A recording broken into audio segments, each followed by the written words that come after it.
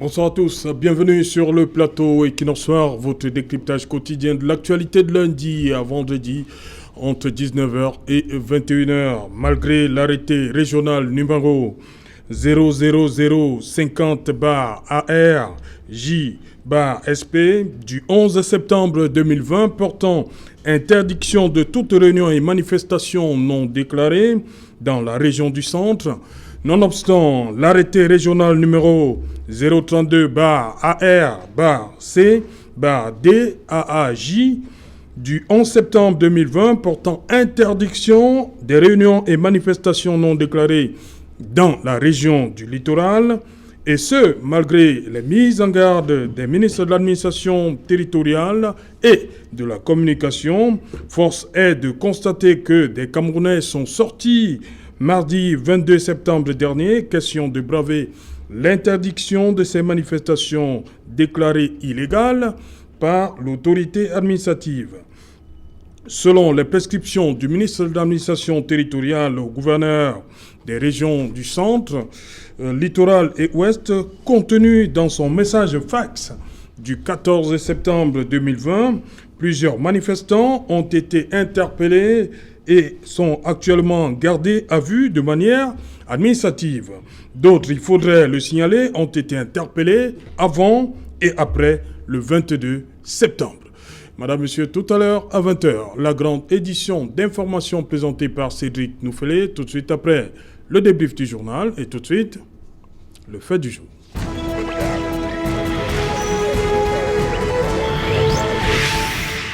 Arrestation des manifestants du 22, quel fondement juridique? Pour en parler, nous avons invité un plateau ce soir Barrister Tamfou Richard. Je commence par vous parce que le MRC fait son retour ce soir. Good evening, Serge Alain. Good evening to the numerous viewers of Equinox TV. Good evening to my co-panelists. I wish to also seize this opportunity to extend my sympathy and courage to Barrister Kenye Jean-Jacques, who was arbitrarily arrested in Bafoussam and ferried to an unknown destination. At this point, as we speak, his whereabouts is unknown to his colleagues like us who are lawyers. Ok.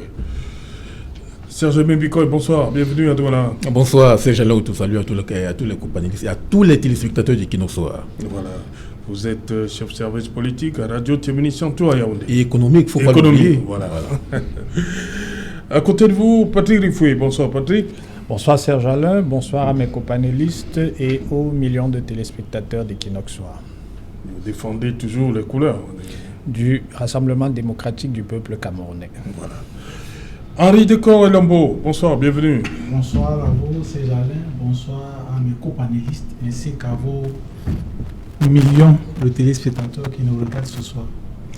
Voilà, je commence par vous, Barrister Tamfou. Les manifestations ont eu lieu mardi 22 septembre. Qu'est-ce qui peut expliquer, selon vous, qu'aujourd'hui, que l'on continue d'interpeller des personnes supposées avoir marché? Qu'est-ce qui peut expliquer ça? Well, que dit la loi? Legally speaking, there cannot be any reason that people who marched on the 22nd were arrested, or those who before the march were arrested or after the march are still been arrested and illegally being detained. There is nothing, because Cameroon is a state of law, and in a state of law we should respect our legislation. When it comes to public meetings and processions, we have law number 90/55 of 19 December 1990. That is the law that organizes public meetings and processions, meaning that if you read that law specifically, its sections that talked about processions, it has listed the type of processions that are permitted, which one of them is marching. So, and when you read that law, it tells you the conditions which you have to respect. It is not like you need an authorization. No, the law says that if you are organizing a procession or a march, what you do is you inform, and it precises the authority you have to inform, either the district head or the divisional officer. It is clear. So I don't understand how a governor will take maybe an arrêté to restrict citizens' rights, to me, is illegal. Now, when you do that, you inform the DO or the district head. Immediately, he has to issue you a receipt of acknowledgement. Est-ce que ces démarches ont été entreprises par... Yes. Oui. It was taken. When you read the spirit, let's interpret the law as it is. When you read section 6 of that law, it tells you exactly what you have to do. Okay. Now, when you go further, reading the sections of the law, it tells you that even the purpose, when you are filing in when you are making that declaration to the authorities, you give the purpose. So the purpose can be anything. The law did not precise that we do not want to see this. We do not want to see this. The purpose can be anything. Now, the law tells you that, okay, if the administrator thinks that your procession or your march is likely to disrupt public peace, it can now either redirect the itinerary, because when you apply it, you said, okay, maybe I want to march maybe from Equinox here to Bonanjo.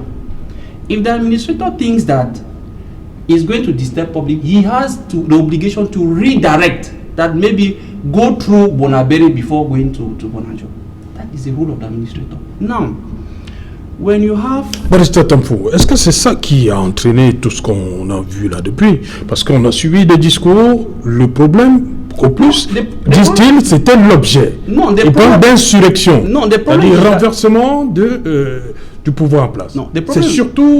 C'est sur ça que certains camarades de Patrick Rifoué se sont accrochés. Hein. No, the law does not tell you what are the objectives. It says their purpose. It could be anything. Now we saw governors taking arrêtés. It is not them. They are not the ones to restrict. Except we have another law regulating public manifestations and processions in Cameroon. Except we have another. But for the one I know, which is the law, it precises the authorities who are competent to restrict.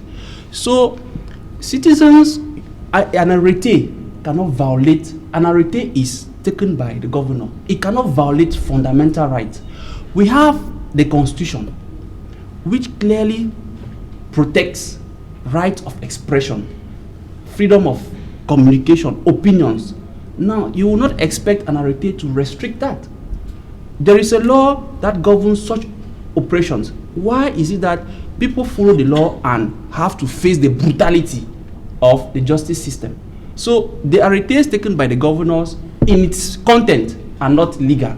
Okay. Yes. And if they are not legal, you cannot restrict people from exercising their rights. Okay. Because it is stated in the law and that is the interpretation to it.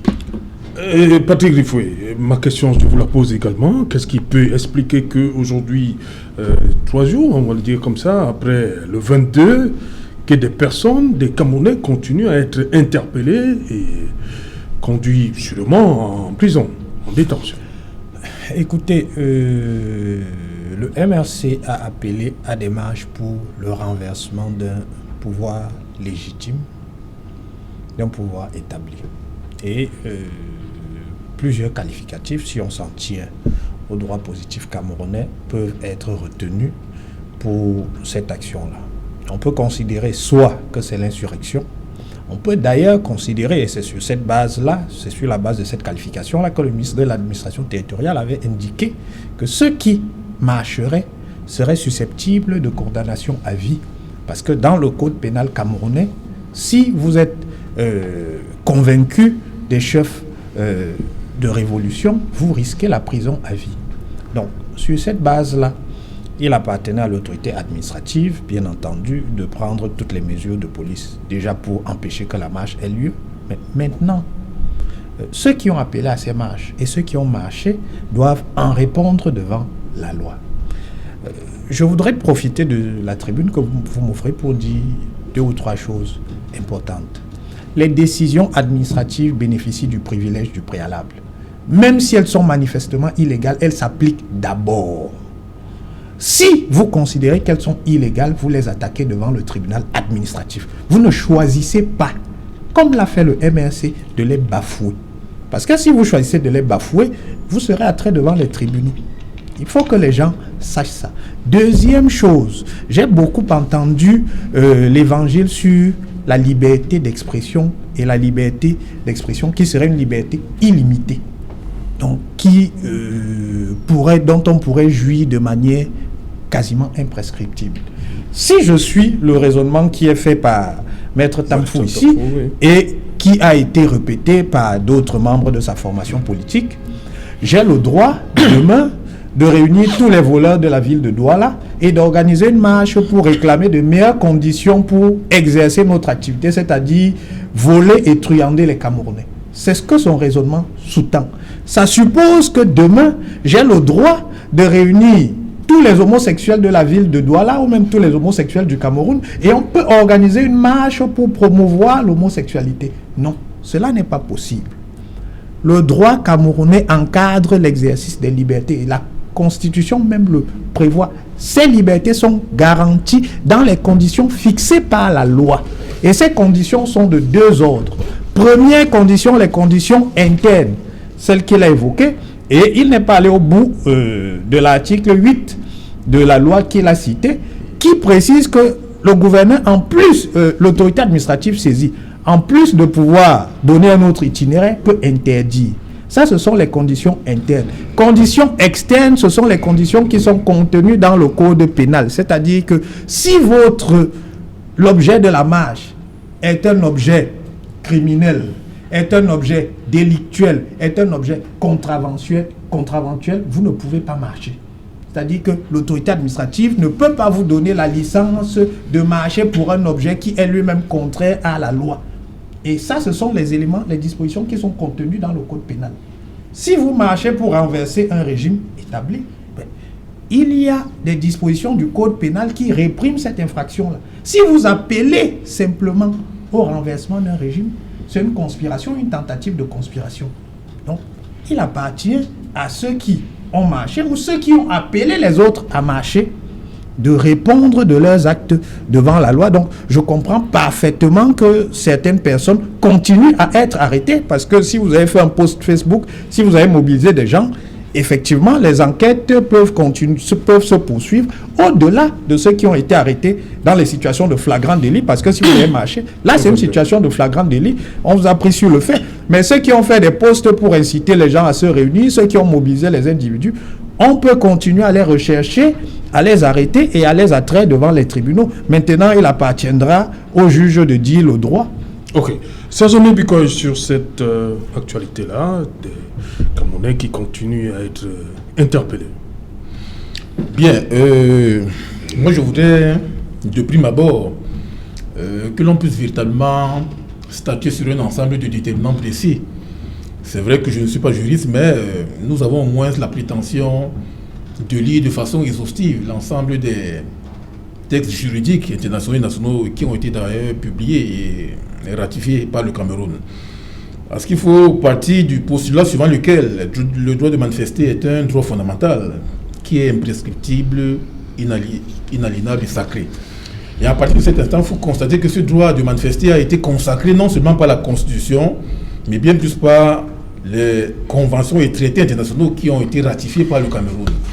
Et c'est dans ce sens que l'on peut davantage constater que parmi les différents traités internationaux qui ont été ratifiés par le Cameroun, vous avez la Déclaration universelle des droits de l'homme, vous avez la Charte africaine des droits de l'homme et des peuples, vous avez le Pacte international des droits civils et politiques, entre autres. Il y a une litanie non exhaustive des conventions internationales juridiques qui ont été ratifiées à cet effet. Et lorsque vous voyez donc cela, il y a l'article 45 de la Constitution de la République du Cameroun qui postule le principe de la supériorité des traités internationaux sur la Constitution et les lois nationales. C'est l'article 45, il faut également faire l'évocation de cela. N'analysons pas les textes nationaux et internationaux en biaisant un ensemble d'éléments que l'on peut davantage mettre en vitrine pour que le peuple camerounais constate véritablement qu'il y a également des éléments référentiels que l'on peut mettre en vitrine. Donc lorsque vous avez dans l'article 45 de la Constitution qui postule le principe de la supériorité des conventions juridiques internationales sur la Constitution de la République et les lois nationales, ça montre véritablement que cela est inattaquable et qu'en réalité, il faut constater qu'aujourd'hui, l'État camerounais qui agit en restreignant les libertés publiques s'inscrit aujourd'hui comme un État liberticide. C'est la raison pour laquelle, justement, on peut constater que l'article, la décision qu'a prise il y a quelques semaines le ministre de l'administration territoriale est attaquable, parce qu'en réalité, il faut constater que ce sont les autorités administratives qui avaient dès le départ, notamment les gouverneurs des régions du centre, du littoral, de l'ouest, qui avaient pris des décisions. Mais le ministre de l'administration territoriale ne peut réagir que si et seulement s'il y a eu un décret du président de la République qui statue sur l'état d'urgence ou bien l'état d'exception. C'est ce que prévoit la loi. Or, le ministre de l'administration territoriale n'a pas le droit justement de mettre en vitrine un arrêté d'une telle envergure pour justement créer, comme il l'a dit dans son message fax, un système de surveillance de tous les militants d'un parti politique. Et c'est là où ça pose un problème. On peut même aller plus loin lorsqu'il parle justement des différents panélistes, des débats audiovisuels qui sont également susceptibles d'être interpellés si jamais on considère que le propos que vous avez tenu lors d'une émission débat radio diffusé ou bien télévisé est considéré comme un propos qui a porté atteinte à l'honorabilité et à la dignité des institutions de la République. J'évacue ces différents éléments pour justement analyser maintenant l'objet des manifestations publiques. Parce qu'aujourd'hui, le hic qu'il faut davantage relever, c'est que les autorités de la République considèrent les manifestations du venu Sylvain Ndéré comme des manifestations qui ont une dimension insurrectionnelle. Et alors là, on rentre dans la définition de l'insurrection, que ce soit sur le plan sociologique ou bien sur le plan juridique. Qu'entend-on par insurrection? En réalité, l'insurrection, c'est le fait de se soulever ou bien de s'insurger contre les institutions de la République ou contre un pouvoir politique établi. Et il y a des déterminants qui participent davantage à matérialiser l'insurrection. Et vous avez, entre autres, l'inscription de l'insurrection dans une durée, vous avez la dimension politico-militaire, vous avez la volonté de déstabilisation des institutions de la République, vous avez même la volonté de contrôler politiquement, totalement ou partiellement le territoire ou la population.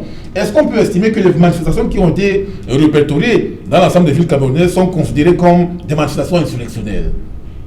Et c'est là où vous allez vous rendre compte qu'à posteriori, ces manifestations n'avaient pas justement une dimension insurrectionnelle parce que, on n'a pas constaté les différents manifestants avec des armes blanches ou bien qui ont incendié ou bien violenté telle personne ou bien telle institution.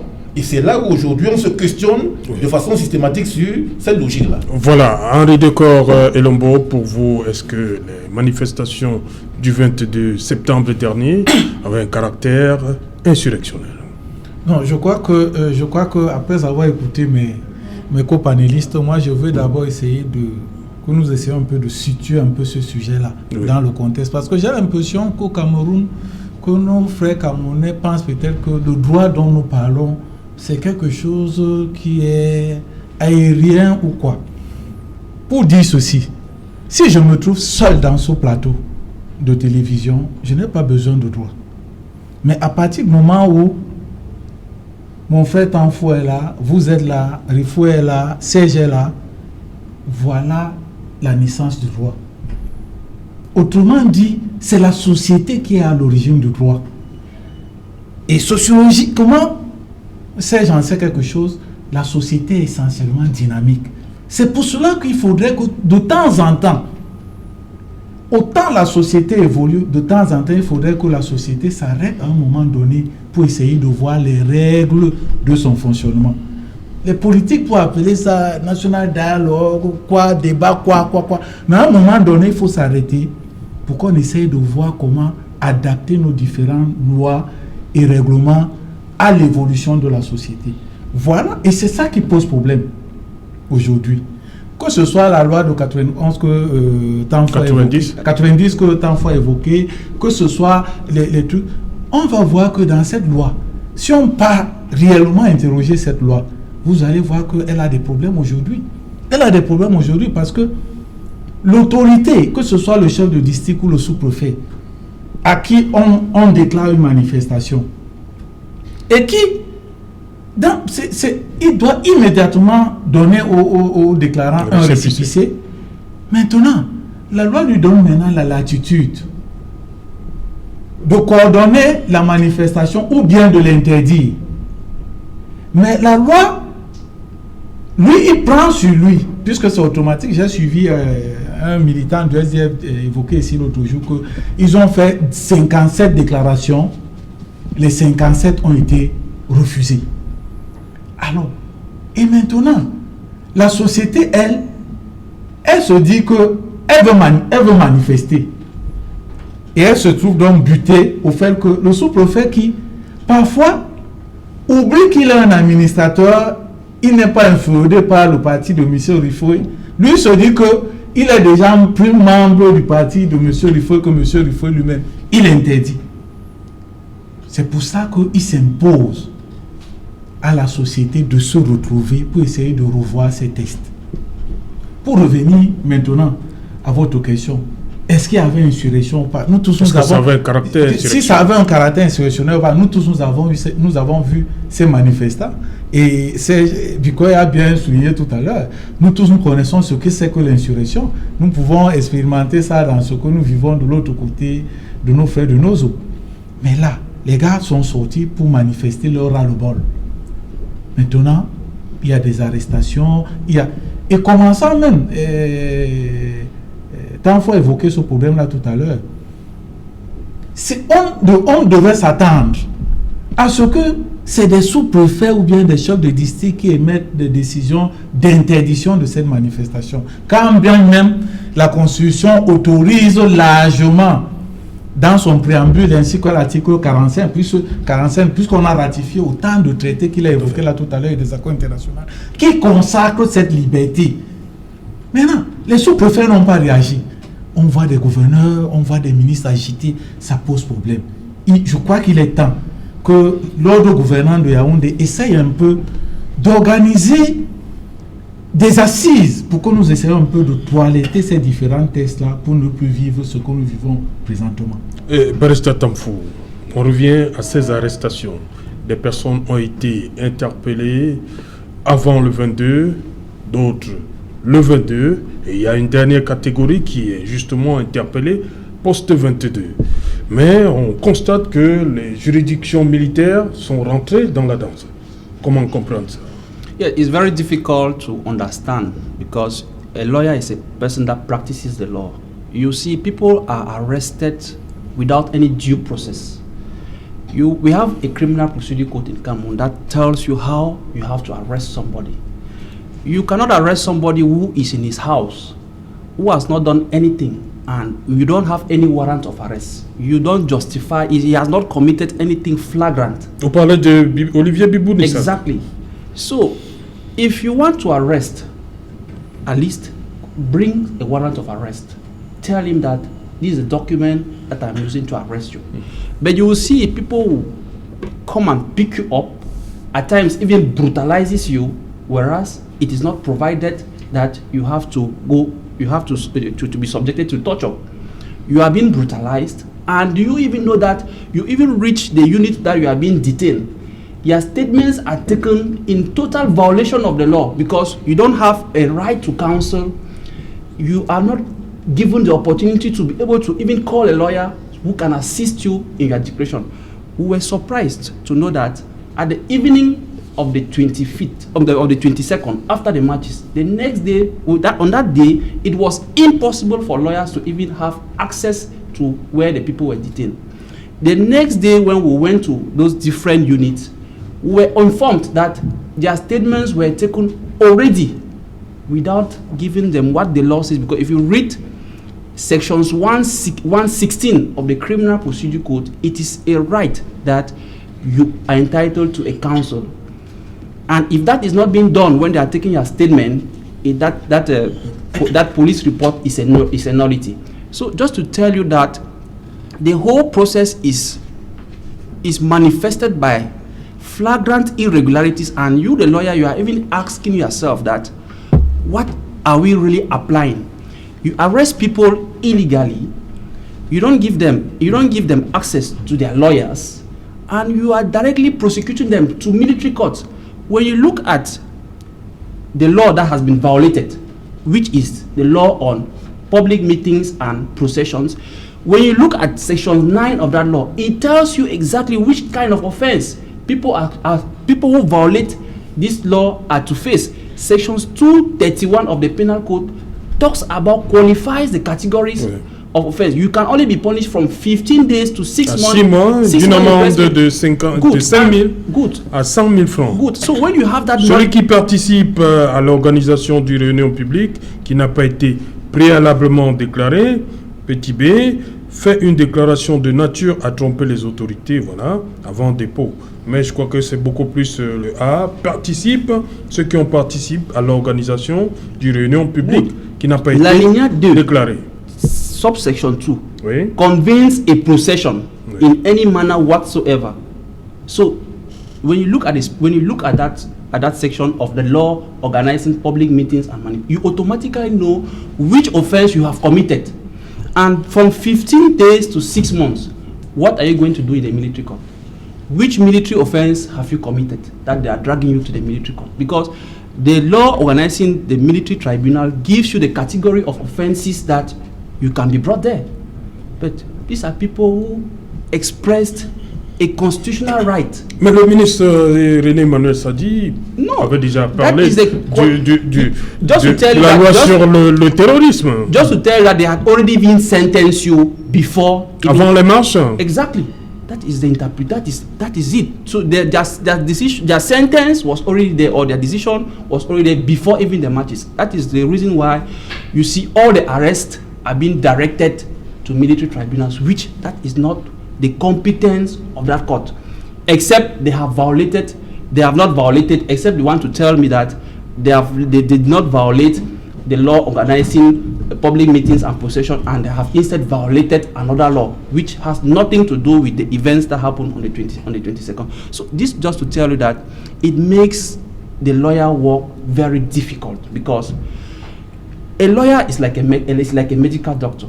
People have violated the law, as you claim. At least give them access to lawyers. You cannot be taking people's statement without lawyers or counsel assisting them. At the end of the day, which type of procedure are we into? You have already judged them there as you rightly put it in your communique, that whoever violates the law will face them. So things are done in an arbitrary way, as if we are not in a country of law. And someone is even tempted to say that Cameroon is not a country of law, because if we were a country of law, we will respect what the law says and not what we think before acts being committed. No. Ok. Patrick Rifoué, on a vu le thème qui revenait très souvent, c'était manifestation illégale. Après, on a vu surgir insurrection, appel à l'insurrection. Quelle différence on fait donc entre ces deux? Oui, mais je laisse les questions de qualification aux juges qui auront à connaître des procédures. Je ne veux pas rentrer dans les procédures. Mais ce que je dis, c'est que si effectivement les droits de la défense ont été violés, en vertu du code de procédure pénale, les avocats pourront invoquer la nullité et donc faire libérer très facilement. Donc, à contrario de ce que Maître Tamfou dit, c'est du pain béni pour les avocats de ces individus-là si leurs droits n'ont pas été respectés. Donc, vous devriez vous réjouir de considérer que leurs droits ont été violés, parce que quand vous allez arriver devant le juge, vous allez invoquer la nullité de la procédure telle que c'est prévu par le code de procédure pénale. Donc, réjouissez-vous. Maintenant, il faudra prouver effectivement devant les juges que les procédures ont été violées. Je dis une chose très simple, une fois que j'ai dit ça, c'est que ces gens qui ont marché, moi j'ai vu au soir du 23, du 22, j'ai vu le 23, j'ai vu les déclarations des militants du MRC, j'ai lu les tweets de Maurice Kamto, j'ai vu les déclarations d'un conseiller proche de Maurice Kamto. Donc pour vous, tout ceci justifie le fait que après le 22, qu'on continue à traquer, c'est même une traque. Hein, oui. Mais bien sûr, je suis désolé, mais il faut se remettre dans le contexte. Les initiatives de Kamto partent d'où? Elles partent du mouvement insurrectionnel au Mali. Après le mouvement insurrectionnel au Mali, il fait un communiqué dans lequel il dit que le Cameroun est une honte pour l'Afrique. Donc il se dit, le Mali parle au Cameroun. Et c'est à partir de là qu'il pense également à organiser un mouvement insurrectionnel. Et il est dans une logique où il ne s'agit pas il ne s'agit, le 22 ne constituait qu'une étape dans la longue marche qui lui permettrait d'arriver à ses fins. Donc, contrairement à ce que Serge Aimé Bikoy dit, il y a bien une logique insurrectionnelle, sauf qu'il considère qu'il faut y aller étape par étape. Le 22 septembre, ce n'était qu'un jalon. D'ailleurs, je pense que la prochaine étape, c'est quoi? Mais la prochaine étape, je ne sais pas. J'ai vu son conseiller donner, j'ai vu un de ses conseillers donner rendez-vous aux gens le 23, mais manifestement, il n'a pas réussi à mobiliser. Mais, n'en déplaise, justement, ce n'est pas parce que vous ne réussissez pas à mobiliser, ce n'est pas parce que vous n'arrivez pas à votre fin que le crime ou le délit n'est pas constitué. À partir du moment où vous êtes mobilisé pour le réaliser, même si vous n'y parvenez pas, le délit est constitué. Dans le cas d'espèce, il s'agit bien d'insurrection ou de révolution. Je pèse mes mots lorsque je le dis. Sinon, le conseil de Maurice Kamto n'aurait pas regretté que les marcheurs n'aient pas utilisé les tronçonneuses. Sauf si la marche pacifique à la tronçonneuse, c'est une nouvelle invention du MRC. Mais moi, je ne connais pas de marche pacifique dans laquelle on utilise la tronçonneuse. Et ça, c'est un regret qu'il a exprimé, ce qui indique bien que dans l'esprit du directoire du MRC, il s'agissait d'utiliser tous les moyens possibles pour parvenir à leur fin.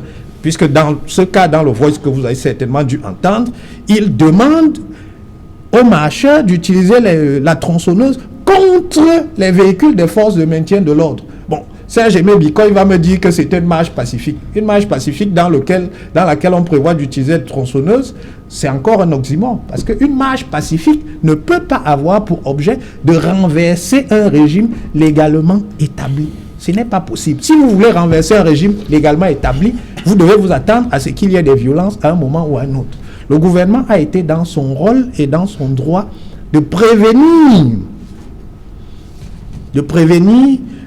la marche du 22, et je pense que le gouvernement prendra ses responsabilités pour empêcher les répliques, parce que Maurice Kamto, et vous avez lu cette tweet, il est dans l'optique d'organiser d'autres manifestations jusqu'à ce qu'il atteigne son but. Mais il faut mettre tout en œuvre pour qu'il ne réussisse pas, parce que c'est un mouvement dangereux. Les minorités engagées sont des minorités. Les minorités actives parviennent souvent à leur fin. C'est ce qui s'est passé avec les frères musulmans. Il y a 150 ans, les frères musulmans, dans les pays arabes, c'était un mouvement minoritaire. Mais ils ont fini par imposer leur point de vue à la majorité. Et dans en Égypte. Voilà, dans un certain nombre de pays aujourd'hui, ils sont totalement majoritaires. Donc si vous n'entravez pas des gens qui vous disent clairement qu'on va finir par vous renverser, mais ils finiront par vous renverser. Donc, première chose, il faut empêcher que ces manifestations aient lieu. Deuxième chose, ceux qui persistent à manifester doivent en répondre devant les tribunaux. Maintenant, il appartiendra aux juges d'apprécier les qualifications et les avocats joueront leur partition, c'est-à-dire iront défendre leurs clients. Si les procédures ont été violées, c'est tant mieux pour vous parce que vous n'aurez pas de peine à les faire libérer. Et sans jamais Bikoy. Oui, il faut que l'on s'entende. Oui. C'est-à-dire que ne galvaudons pas la perception des lois au Cameroun. Ne biaisons pas l'interprétation que l'on peut justement attribuer à des lois au Cameroun. Il ne faudrait pas qu'il y ait une superposition ou bien une prédominance de la dimension politique sur la dimension juridique. C'est ça en réalité, parce qu'aujourd'hui, nous avons l'impression que l'État appréhende les lois au Cameroun de manière idéologique ou bien de manière politique. Parce qu'on ne peut pas comprendre qu'une manifestation qui est déclarée, parce qu'il faut également relever que les manifestations publiques au Cameroun sont encadrées par le régime déclaratif. Et à partir du moment où le ministre de l'administration territoriale parle des manifestations publiques non autorisées, en réalité, il est hors sujet. Parce que les manifestations publiques sont déclarées au Cameroun. Donc il est hors de question de parler encore de régime d'autorisation. Nous sommes sur le régime de déclaration. Donc vous voyez bien que l'État se livre à un jeu qui est vicié et vicieux. Et lorsque l'on relève également que ces manifestations publiques ont une connotation insurrectionnelle, il faut que l'on relève des déterminants de l'insurrection, comme je le disais tantôt. Quand on parle de la dimension politico-militaire, est-ce que les manifestations publiques ont été constatées le 22 septembre dernier avec une logique politico-militaire? Non. On parle de deuxième déterminant, Lorsque l'on parle de l'insurrection, ça a une inscription sur le plan des déterminants, ça a une inscription dans la durée, voire dans la durabilité. C'est à long terme. Est-ce qu'on peut estimer que ces manifestations publiques sont inscrites dans une durée déterminée? Parce qu'il n'y a pas une traçabilité en matière de chronogramme d'action, publié notamment par cette plateforme de mutualisation des forces pour le changement, la paix et la démocratie.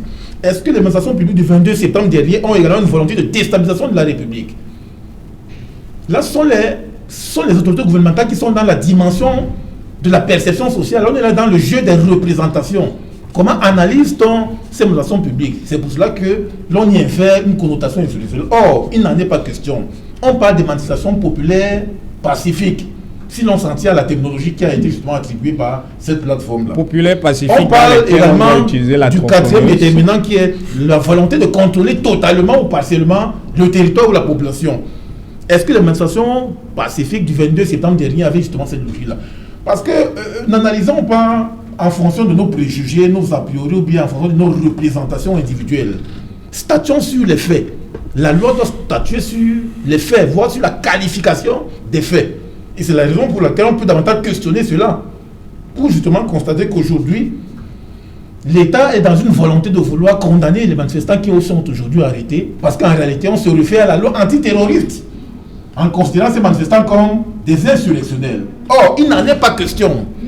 C'est pour cela qu'il faut questionner cela.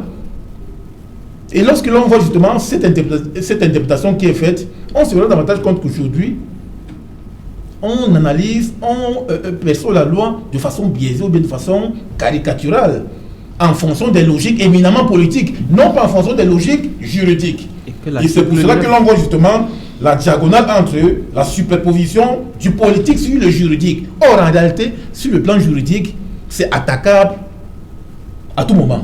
Voilà. Henri Decor, on constate ici, il y a le tribunal militaire, les tribunaux militaires qui sont rentrés dans la danse, et il y a des juridictions civiles. Comment comprendre que pour le même problème, que certains passent devant des tribunaux militaires et d'autres des juridictions purement civiles? Oui, ce jalon autour, ça rejoint tout simplement ce que Bicol venait de développer. Ça veut dire que ça n'a pas de sens sur le plan de droit. De paraître les mêmes infractions sont les mêmes manifestations, les mêmes manifestants qui étaient arrêtés à Bafan, à Yaoundé, à Douala. Mais pourquoi ceux de Douala et Yaoundé passent devant les juridictions militaires et ceux de Bafan et ailleurs dans les juridictions ordinaires? Non, je crois que ça revient textuellement à ce que Bicol venait d'expliquer. Ça veut dire quoi? Lui, il a parlé de la superposition du politique sur le judiciaire, mais non, le problème est plus profond que cela. C'est l'embrigadement des deux autres pouvoirs qui constituent le statut démocratique, à savoir le judiciaire et le législatif sont complètement embrigadés par l'exécutif. Exact. Voilà le problème du Cameroun. Il n'y a pas un autre problème en dehors de ça. Je ne comprends pas parfois. Et c'est pour ça que parfois, je ne comprends pas pourquoi les partisans de ces partis politiques n'arrivent pas à un moment donné à faire le distinguo pour voir clairement les choses. Le problème ne se pose pas. Si effectivement le code de procédure pénale consacre la liberté au Cameroun, le présent code de procédure pénale consacre la liberté. Mais maintenant, on a en face de nous certains gouvernants qui déjà ne respectent même pas ce code dans son applicabilité. Et tant faut essayer de vous expliquer. On vient t'arrêter chez toi, il n'y a aucun mandat, allez, on te porte, on te met, ils sont gardés, ils n'ont pas, les droits de la défense sont bafoués. D'ailleurs, même le simple caractère humain de ceux qui sont parqués dans les polices judiciaires, dans tout ça. Bon, je crois qu'il y a problème, Soit notre président de la République, qui nous a dit que non, ça ne sert plus à rien d'aller dans le maquis, nous devons parler, et qui nous a dit que nous devons avoir souvenance que c'est lui qui nous a apporté cette histoire-là, ce qu'on appelle démocratie. Mais je ne sais pas pourquoi aujourd'hui il y a un élan d'embrigadement inexplicable au niveau des libertés. La fameuse loi de 90, c'est à travers la tripartite. Comme je reviens toujours là, les gens se sont assis pour dire que non, attention, ils s'opposent. Il y a un problème. On a essayé de faire celle-là. Aujourd'hui, on se rend compte que cette loi pose problème. Pourquoi ne pas s'asseoir? Non, la tripartite vient après. La tripartite après la loi. vient après la loi, Ouais. mais la tripartite a essayé d'apporter beaucoup des avancées au niveau de la fameuse constitution de 96, Oui. qui a consacré pratiquement des libertés et tout.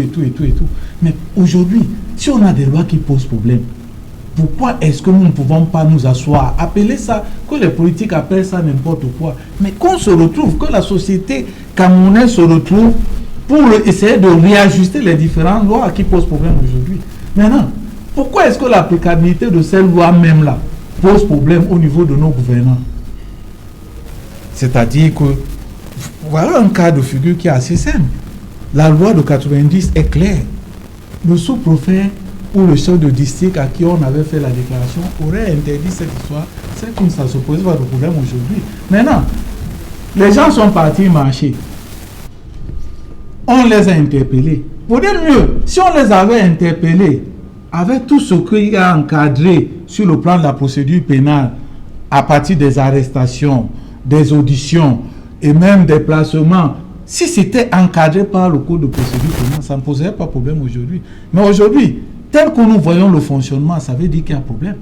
Soit il y a un élan d'embrigadement des libertés qui ne s'explique pas.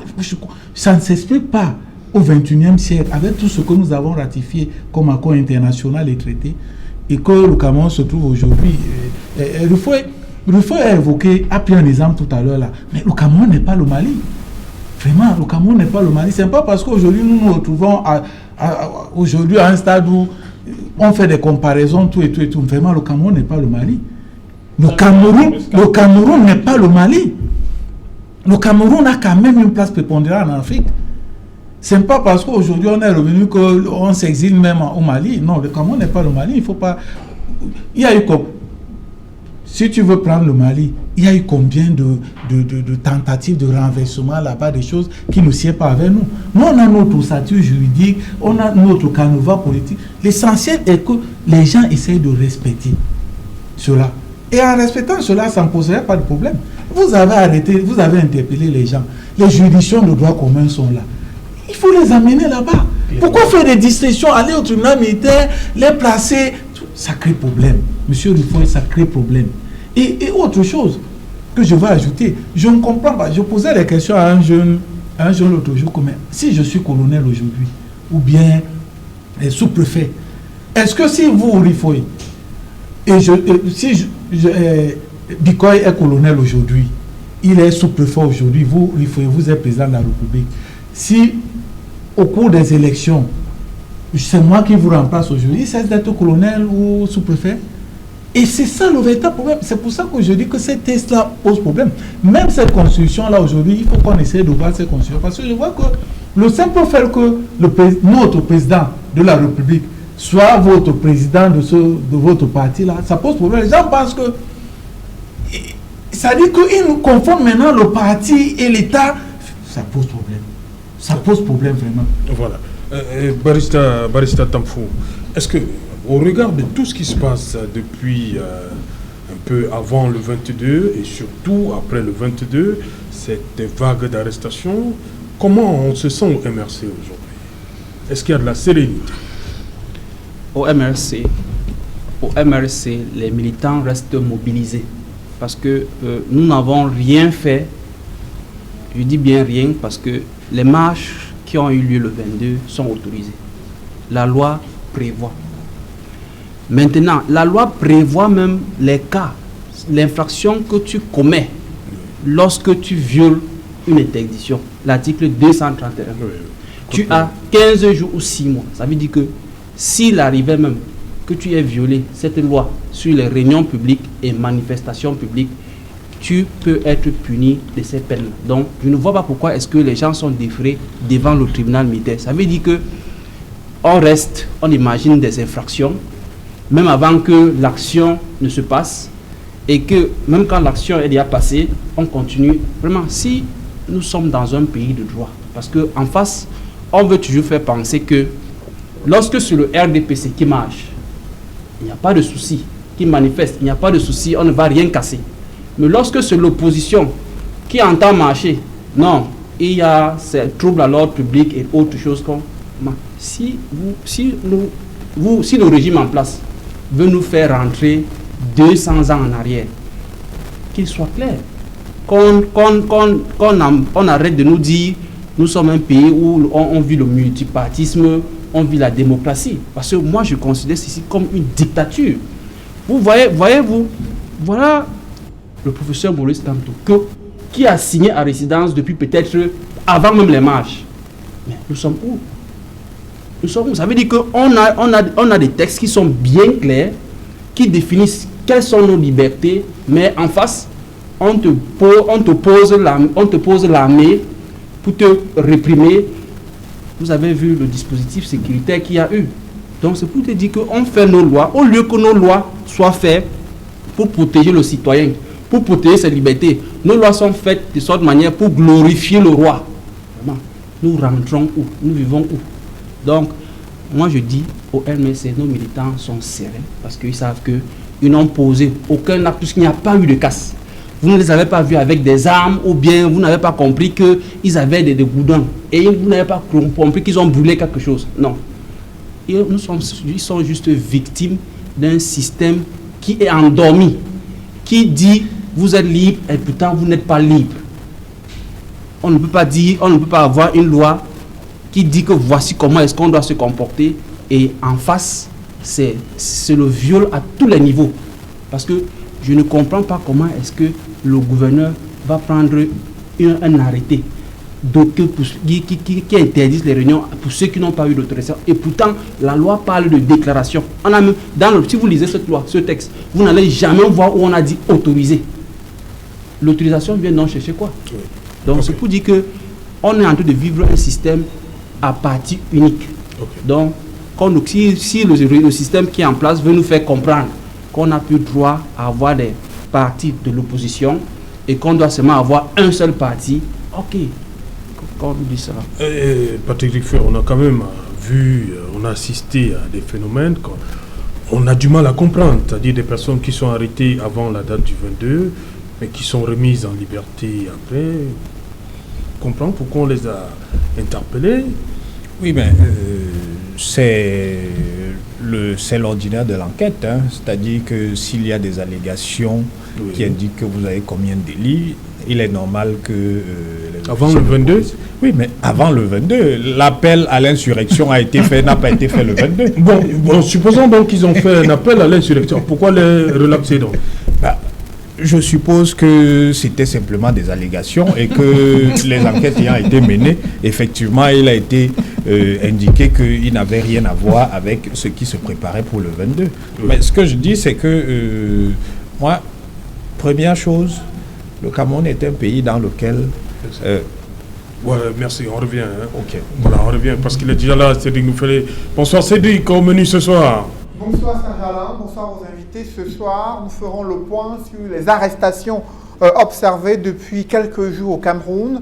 Le MRC déclare 600 personnes arrêtées sur l'ensemble du territoire national et dénonce le fait que leur président national fasse l'objet d'une séquestration depuis 6 jours. Vous écouterez le secrétaire général du MRC dans le journal de 20h.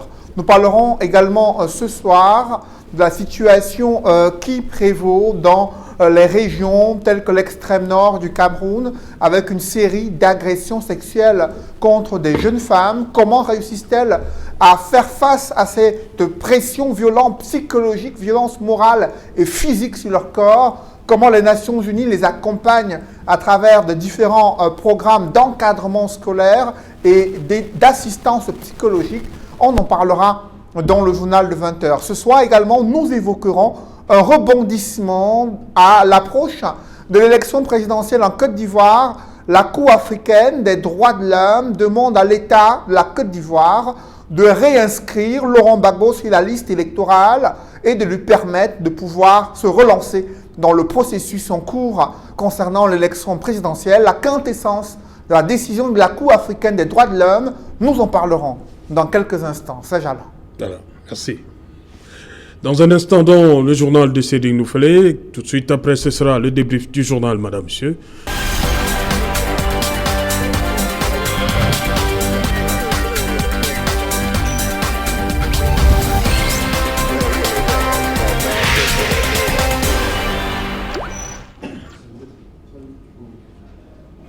Retour sur le plateau Equinox Soir, deuxième partie, la partie consacrée au débrief du journal, toujours en compagnie de Henri Decor et Lombo. Il est là, Serge Aimé Bikoy, Patrick Griffoué et Barista Tamfou. Barista Tamfou, il y a quelques jours, c'est-à-dire au lendemain du 22 septembre, Maître Mélie, Polyte Mélie, qui parle au nom du collectif, annonçait 589 personnes. Aujourd'hui, le secrétaire général du MRC parle de 600. Les chiffres ne font que grimper. Yes, because arrests are still ongoing. Like you read the note of the Minister of Territorial Mission, who said that we was threatening Cameroonians that there will be victims of arrest before, on the 22nd and after. So that's just the logical understanding about the increase in figures.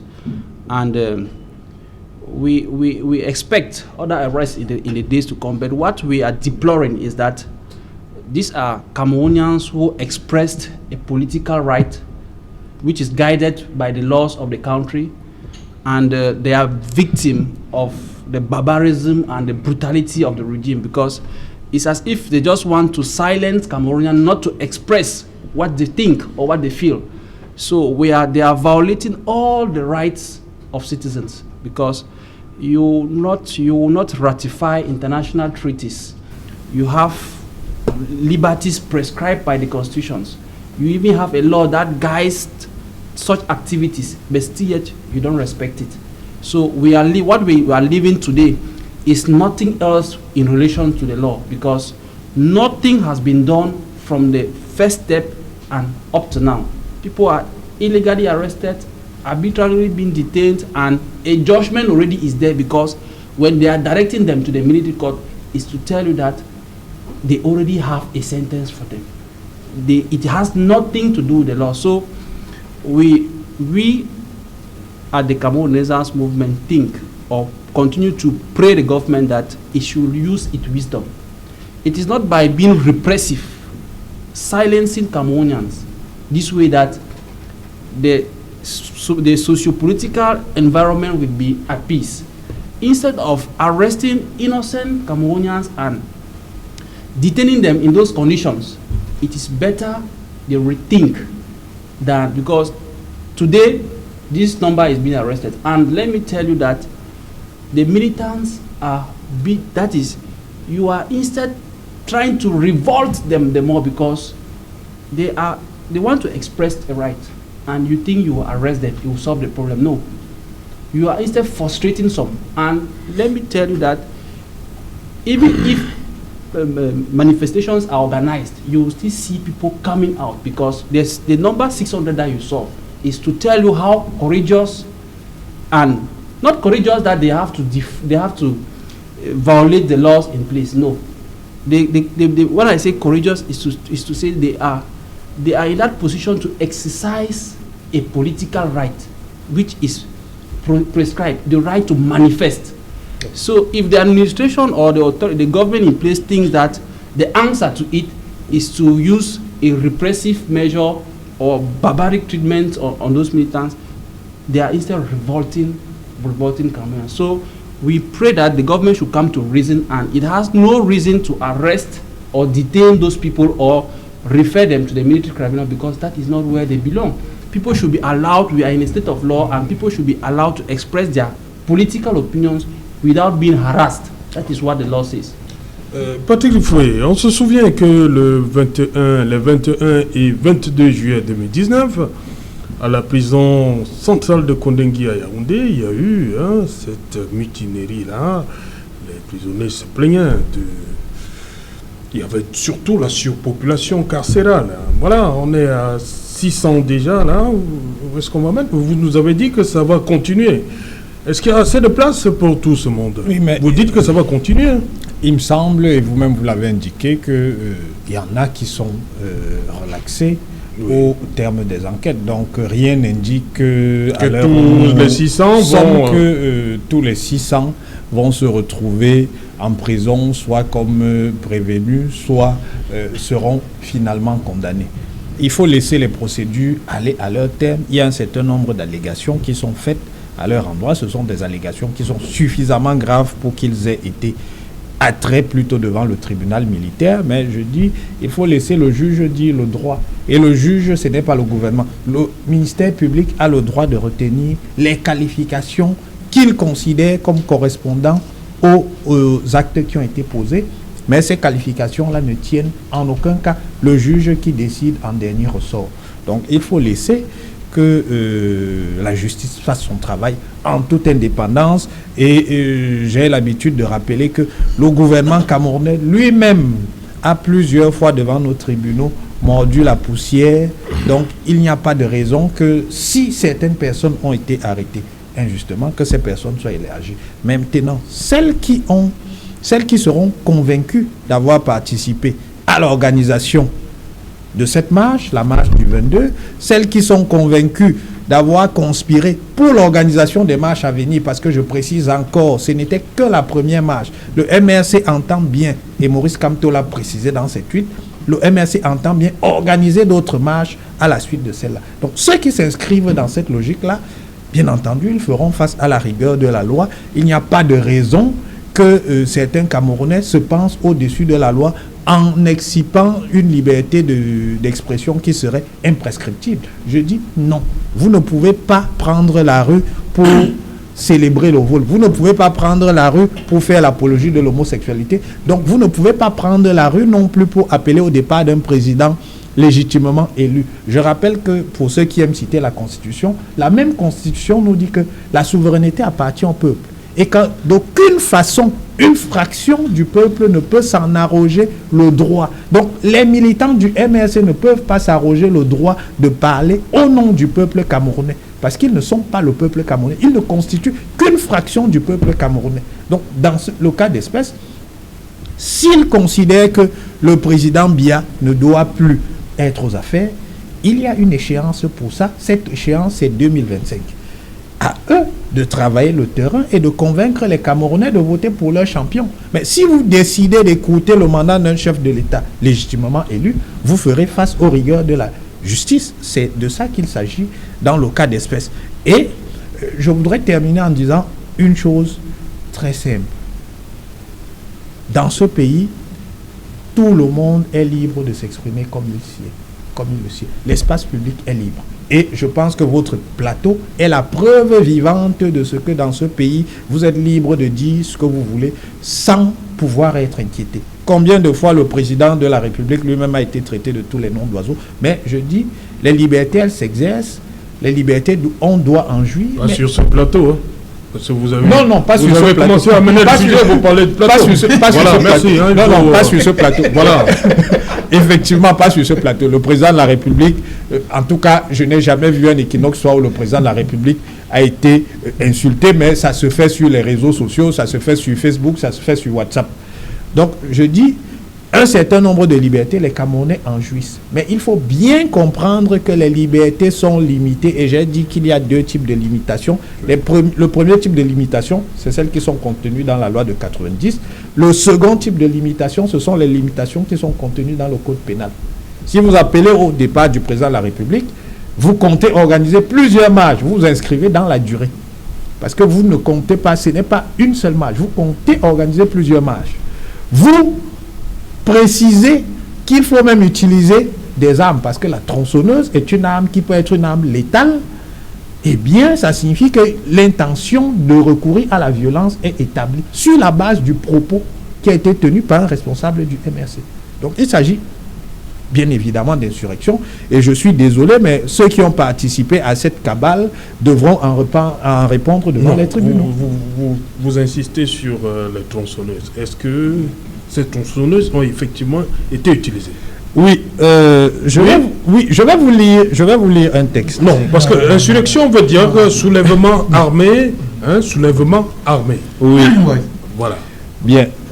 Écoutez, on dit, prenons l'article 94 du Code pénal, tentative de conspiration. Toute tentative manifestée par un acte tendant à l'exécution d'un crime ou d'un délit impliquant sans équivoque l'intention irrévocable de son auteur de commettre l'infraction. Si elle n'a pas été suspendue ou si elle n'a manqué son effet que par des circonstances indépendantes de la volonté de son auteur, est considéré comme le crime ou le délit lui-même. Vous avez dit qu'il fallait utiliser une tronçonneuse. Mais on considère que l'intention de recourir à la violence est établie sur la base du propos que vous avez tenu. Non, la qualification ne se fait pas a priori, mais elle se fait a posteriori. Voilà. Justement, il a parlé après. Oh là là. Il a parlé après. Je suis désolé. Il a parlé après. Il a parlé après le 22. Sauf que la dynamique insurrectionnelle du MRC ne se limite pas au 22, puisque le MRC précise bien qu'il entend organiser d'autres marches. Si vous ne tenez pas compte de ça, vous allez prétendre qu'effectivement il s'est exprimé après. Mais ceux qu'on arrête aujourd'hui, on ne les arrête pas simplement pour la marche du 22. C'est pour l'intention de renverser le président de la République. Et cette intention s'inscrit dans la durée, c'est-à-dire qu'il y a plusieurs marches qui doivent être organisées. Ok. Ça se met Bikoy d'abord. Je prends la parole pour dire que lorsqu'on parle de l'intention, l'intention n'est pas un fait. L'intention, c'est une disposition intérieure Article 94. à l'individu. C'est le fait qui est un comportement extériorisable et qui est capable justement d'être soumis à l'appréciation des juges. Mais lorsque l'on parle de l'intention, on est toujours là dans l'imaginaire, dans une disposition qui est intériorisée à l'individu. Et alors là, on ne peut pas justement statuer sur l'intention de l'individu qui parle de tronçonneuse dans un discours pour justement estimer que oui, cela peut être catalogué ou bien superposé aux différents faits qui seront justement évalués. Et alors que nous ne tombons pas dans le piège des discours qui sont produits par des acteurs politiques. On sait véritablement qu'il y a des acteurs qui sont par essence violents. Vous savez bien la connotation de la violence symbolique qui est revêtue dans les différents discours. Est-ce que sur la base de ces discours-là, on peut davantage estimer que c'est une intention insurrectionnelle? Non, pas du tout.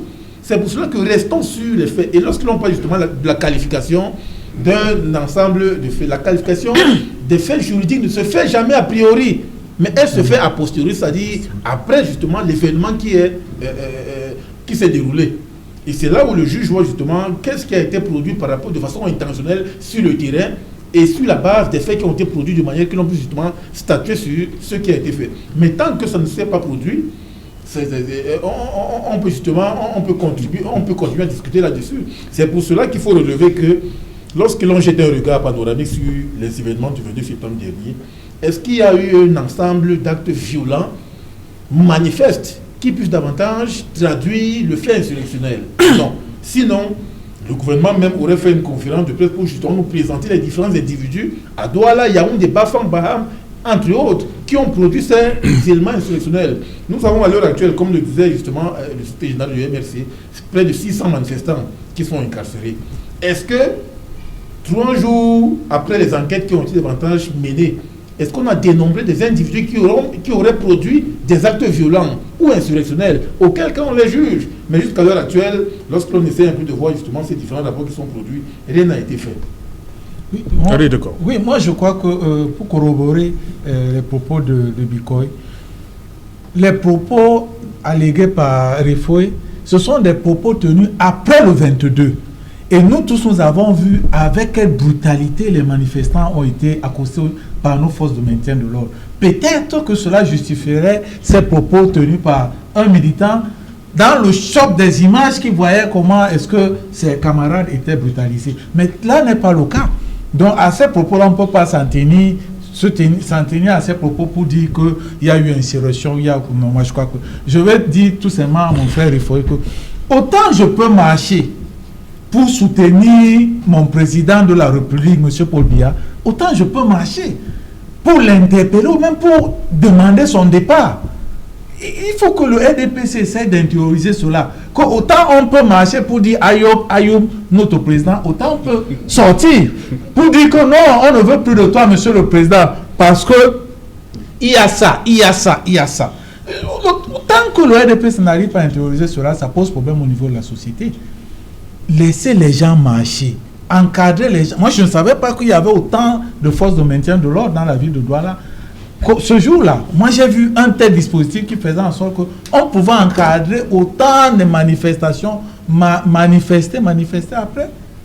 On a vu que les manifestants ce n'étaient pas des manifestants violents. Ils ont marché. Les quelques bribes que nous avons vues, ils ont marché. Alors, prétendre qu'il y a insurrection, qu'il y a rébellion, qui a trouble à l'ordre public, moi je crois qu'il y a un problème. Je crois qu'il y a un problème. Nous sommes purement dans le champ politique et non dans le champ du droit. Voilà, Barrister Tamfo, votre secrétaire général, dit que 6 jours que le professeur Maurice Kamto est plus libre de ses mouvements. Yes, Ça, c'est pas nouveau. Yes, that's Dans l'histoire politique du Cameroun. That is still another illegality because you will Parce not. qu'on a vu aussi en 92 avec Nidjon Fondi. Yes, that I'm saying that's another illegality. You will not restrict the rights of movement of an individual who has not committed any offense because we are free to go about our movements without being intimidated or harassed. Putting him under house arrest without due process. What offense has he committed? Or Comment what? ça se passe? No, vous, we saw- vous êtes notifié que vous êtes en résidence surveillée? Exactly. Est-ce qu'il a été notifié? Not at all, not at all. Mais pourquoi on utilise donc cette expression? That is why I'm saying it's an intimidative tactic from the other side. In their violent, because that's how they react violently. You saw how the military disposition around his house. What for? He has not been notified of anything. He's not free to go about his activity. Est-ce que le professeur Maurice Kamto a essayé de sortir? But when you have that disposition, what tells you is he privileged to have? Has he asked for security agents to come and guard him? No, he's free to move about like any other Cameroonian. So when you bring that disposition of security men with guns and everything, so you think is to guard him. If he steps out, they surely arrest him. But why all that, or why all those threats? Are we not still free in Cameroon? Why is it that citizens cannot express or cannot manifest their rights? On the other side, you instead see the brutality, because those who have been violent and brutal are the forces, are the law enforcement officers, because those who manifest, who expressed a constitutional right, had no arm, had no instrument, and didn't destroy anything. We instead had on the other side repression. People were tear gassed, people were thrown dirty water, and people were arrested, and up to now they are still being detained under conditions that only them know, because those people have not benefited from any of the rights. So we, like I said, we are in everything but nothing with the law. So we are living a system, a barbaric system, and it's painful, because when you try to think that you are in a country that laws should instead protect you, the citizens, we instead see laws who glorify the king. Ok. Patrick Lifoué, vous avez regardé ces images, ces dispositifs autour de la résidence du professeur Kamto? Oui. Voilà. Est-ce qu'il a été notifié? Pourquoi on parle de résidence surveillée? Pour vous, qu'est-ce que ça peut bien vouloir dire, ce déploiement, ce dispositif autour de sa résidence? Écoutez, je ne suis pas au fait de la procédure, donc je ne veux pas m'avancer là-dessus. Ceux qui parlent de mise en résidence surveillée, ce sont les membres du MRC qui sont forts pour les étiquettes, mais qui récusent toutes les étiquettes qui sont faites à leur endroit. Effectivement, il y a un dispositif policier autour de sa Pourquoi? Mais Maurice Kamto a appelé au départ du président de la République, et je le répète et je le maintiens, c'est soit de la révolution, soit de l'insurrection. Sur cette base-là, je suppose que on le tient à la disposition de la justice. Qu'est-ce qui empêche donc d'entrer chez lui? Les enquêtes se poursuivent. Je pense les enquêtes se poursuivent autour de sa villa? Pas autour de sa villa. Je pense que les enquêtes se poursuivent. On a tous établi ici que les interpellations se poursuivent. Je suppose que lui aussi, il devra déférer d'un moment à l'autre à une convocation d'un juge. Donc, on préfère le sécuriser. Sécuriser? Oui, oui. On préfère le sécuriser pour qu'il ne lui arrive rien et qu'il ne disparaisse pas dans la nature. C'est ce qui se passe en ce moment. Donc, il répondra certainement dans les jours qui viennent à une convocation d'un juge pour son appel à l'insurrection. Tiens, Bikoy, ce dispositif, qu'est-ce que ça vous suggère? J'ai évoqué le cas de Nidjon Fondi en 92 aussi, où sa résidence avait été aussi, on va dire, encerclée, mais il y a eu le rôle des Takumben, ces dames-là qui assuraient aussi sa sécurité, hein, de John Frontier en 92. Oui, il faut faire une analyse de l'encerclement du domicile de Maurice Kamto. Parce que lorsque l'on jette un regard sur ce dispositif qui est militaire, vous allez davantage vous rendre compte que l'objectif principal, c'est de neutraliser le leader principal. Parce que vous savez bien quel est le degré de notoriété que Maurice Kamto a aujourd'hui au Cameroun. Non, à quoi ça sert? Non, on veut comprendre à quoi ça sert tout ça. On a vu le 28, je crois le 28 janvier 2019, on n'a pas eu besoin de... ils sont rentrés directement chez Albin Zonga. Oui, vous savez, il y a une lecture différentielle que l'on peut faire. Qu'est-ce qui empêche donc? L'analyse des événements se produit en fonction du contexte. Oui. Le 28 janvier, nous partons d'abord des manifestations pacifiques, des du manifestations 26 liées à la récente autonomie électorale, le 26 janvier. Oui. Et 2 jours après, l'on se rend compte que le même 26, le président national du MSC arrive à Douala pour justement rendre visite à Célestin Djamel, Michel Ndoki et d'autres manifestants qui avaient été interviewés ce jour-là et conduits dans les différents centres de santé de la ville de Douala. Et partant de là, l'on se rend compte que pour qu'il n'y ait pas nous récurrent des manifestations, il faut davantage traquer l'ensemble des différents acteurs politiques qui étaient justement logés chez Albin Djonga. Et c'est ce qui s'est produit le 28, de manière que l'on puisse empastiller l'ensemble des leaders et alliés politiques du président national du MFC. Aujourd'hui, il y a un autre dispositif qui est présenté. Et l'on constate que de façon fonctionnelle, il y a aujourd'hui une autre méthode qui a été davantage diligentée par le régime en place, à savoir qu'il faut neutraliser l'ensemble des leaders du MRC. C'est pour cela que vous avez vu, en dehors de l'encerclement de Maurice Kamto, il y a eu l'arrestation d'Alain Fouquet qui allait s'enquérir de la situation de son leader. Il a été arrêté à 3h du matin. Et vous avez également eu la neutralisation de Bibou Nissa qui lui a également été interpellé où? Chez lui. Lui n'était même pas dans la rue. Donc lorsque vous voyez la tactique principale dans le jeu de la scénarisation de cette politique-là, c'était justement de neutraliser les leaders, c'est-à-dire des cadres du territoire, de manière qu'il n'y ait pas véritablement les manifestations pacifiques du MFC. Et c'est ce qui s'est passé. Vous allez vous rendre compte que les manifestations se sont davantage déroulées à Douala, Bafoussam, Bafang, mais à Yaoundé, il n'y a pratiquement pas eu quelque chose. Parce que tout ce qui était prévu comme manifestation à 10h, ça a été reporté à 13h. Mais à 13h, à partir du moment où l'encerclement de la résidence du leader national avait été justement fait, les autres cadres du directeur étant arrêtés, notamment Alain Fogui, Ibou Nissak, les autres cadres du directeur n'ont pas pu se mobiliser et c'est ainsi qu'ils ont été dispersés, notamment au niveau du marché d'Etoudi. Parce que la tactique c'était de partir du marché d'Etoudi pour arriver à la résidence de Maurice Kamto. Or, toutes les voies principales conduisant à la résidence de Maurice Kamto étaient obstruées.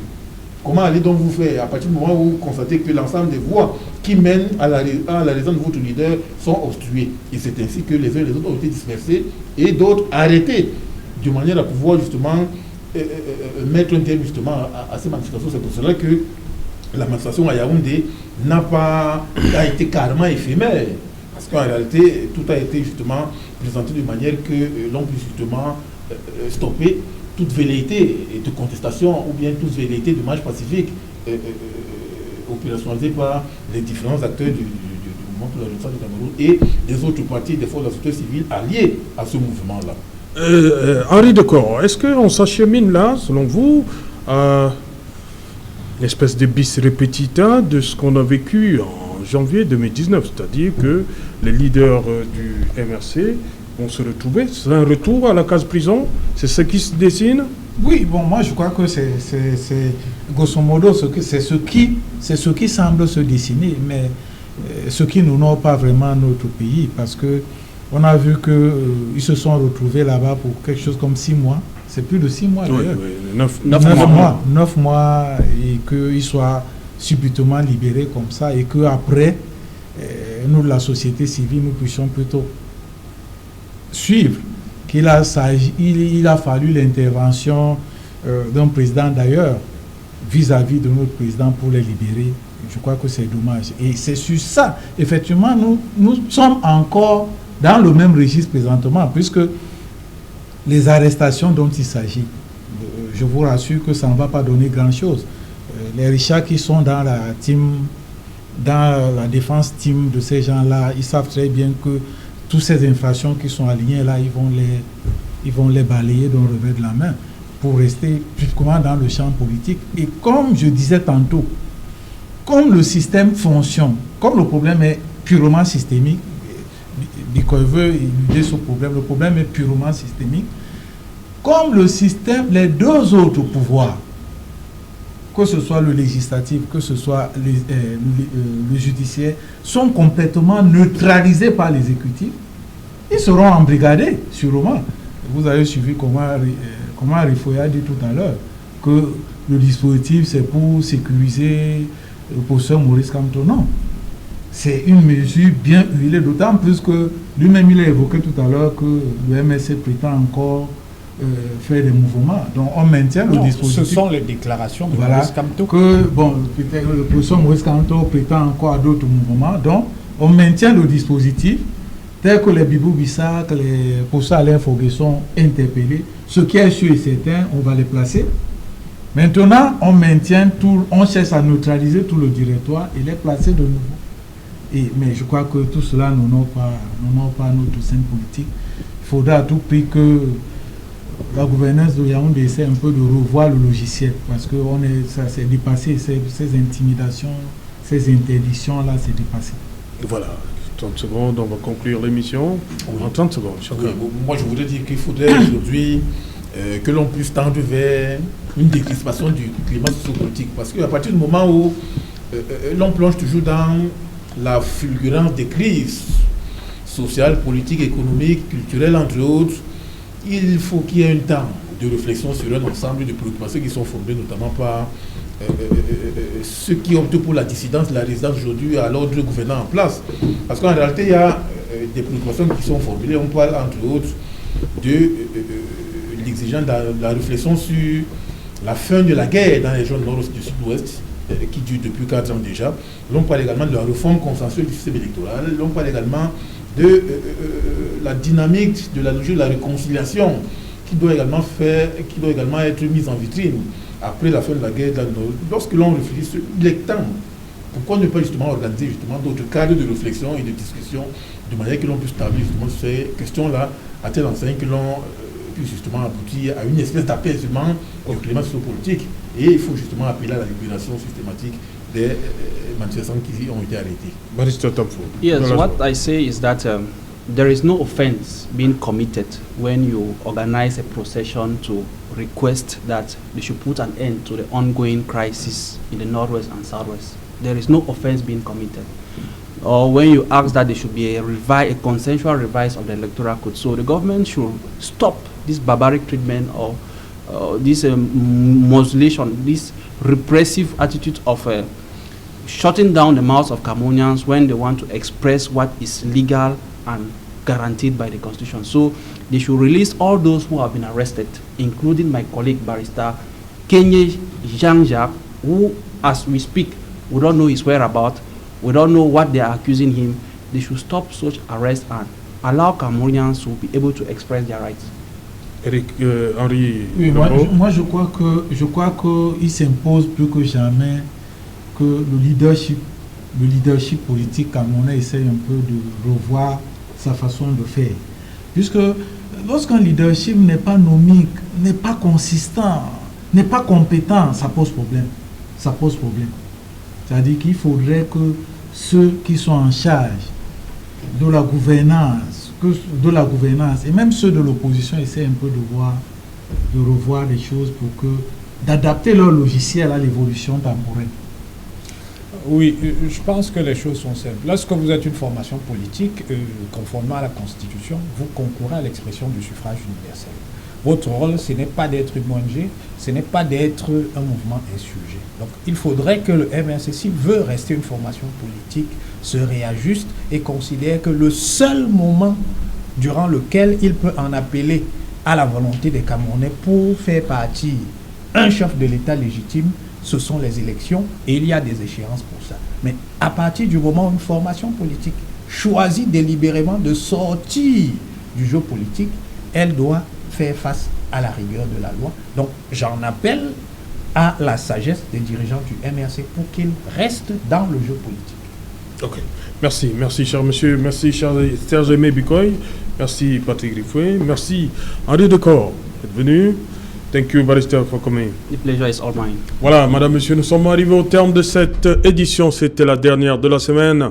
On se retrouve lundi lorsqu'il sera 19h. Bonsoir. Babouantou.